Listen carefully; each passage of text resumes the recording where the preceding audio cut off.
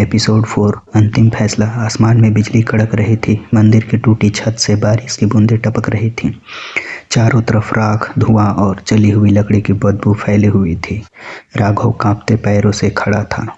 उसके सामने माया खड़ी थी, आधी आग, आधी धुआं और पूरी तरह बदले की आग में जलती हुई आत्मा। अब बोलो राघव, माया की आवाज गूंजी, तुम्हारा फैसला क्या है? राघव का गला सूख चुका था। अगर मैं मर गया, वो धीरे से बोला, तो क्या ये गांव बच जाएगा? माया की आंखों में एक पल के लिए नमी झलकी। शायद, उसने कहा, लेकिन पाप ऐसे नहीं धुलते। राघव ने मुट्ठी भींच ली। उसके सामने उसके पिता का चेहरा घूम गया। वो आदमी जिसे वह आदर्श समझता था और जो एक निर्दोष औरत की मौत का जिम्मेदार निकला। और अगर मैं सच्चाई सबको बता दूं? राघव ने पूछा। माया ने मंदिर के बाहर जलते गांव की ओर देखा। तो गांव जिएगा, लेकिन मैं नहीं। राघव चौंक गया। क्या मतलब? माया आगे बढ़ी। उसके जलते हुए चेहरे पर पहली बार थकान साफ दिख रहा था। मेरी आत्मा अब बदले से बंधी है राघव।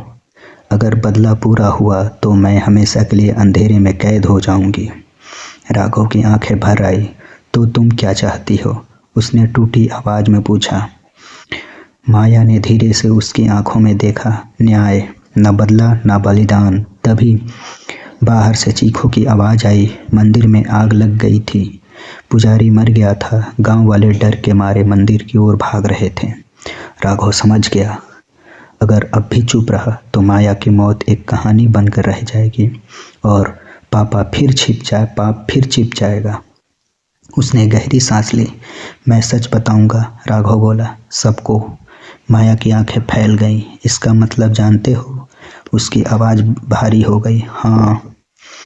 राघव ने सिर हिलाया। तुम्हें मुक्ति मिलेगी और मुझे सजा। माया ने धीरे धीरे हाथ उठाया और राघव के माथे को छुआ। उस स्पर्श में जलन नहीं थी, बल्कि अजीब सी शांति थी। तुम अपने पिता जैसे नहीं हो, माया फुसफुसाई। सच का उजाला।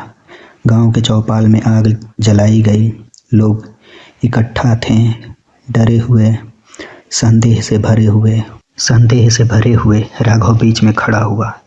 जिस माया को डायन कहा गया, उसकी आवाज गूंजने लगी। वो निर्दोष थी। भीड़ में हलचल मच गई। झूठ, किसी ने चिल्लाया। राघव ने पिता की डायरी निकाल ली। ये मेरे पिता के शब्द हैं। उन्होंने माना है कि डर फैलाकर गांव को कंट्रोल किया गया। लोग सन्न रह गए। और आज? राघव ने चारों तरफ देखा। आग उसी डर की सजा है। तभी तेज हवा चली। आसमान में काले बादल घूमने लगे। भीड़ के बीच माया दिखाई देने लगी। इस बार डरावनी नहीं, बल्कि शांत। गांव वाले चीखने लगे, डायन, भूत। लेकिन माया ने कुछ नहीं किया। उसकी आंखों से एक आंसू गिरा और जमीन पर गिरते ही आग बुझने लगी। एक एक करके गांव की लपटें शांत होने लगी। माया की आवाज गूंजी।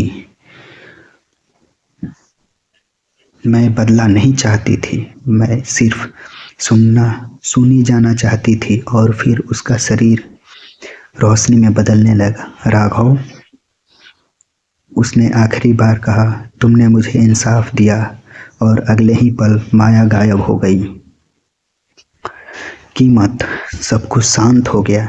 लेकिन तभी राघव के सीने में तेज दर्द उठा। वो घुटनों के बल गिर पड़ा। माँ दौड़ कर आई। राघव। उसके शरीर पर वही जली हुई हथेली का निशान उभरने लगा। गांव वाले पीछे हट गए। हरगोविंद दादा की आवाज आई। श्राप खत्म हुआ, लेकिन कीमत चुकानी पड़ती है। राघव मुस्कुराया।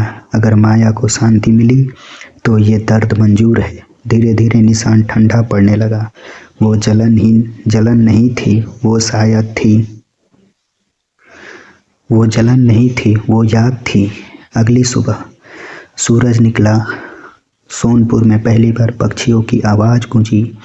तालाब का पानी साफ था। मंदिर की राख पर फूल उग आए थे। माया का नाम अब डर नहीं, सबक था। राघव गांव छोड़ने से पहले मंदिर गया। वहीं एक पत्थर पर खुदा था। यहाँ माया को न्याय मिला। राघव ने आंखें बंद की। हवा चली और कहीं दूर उसे लगा जैसे किसी ने फुसफुसाया, धन्यवाद।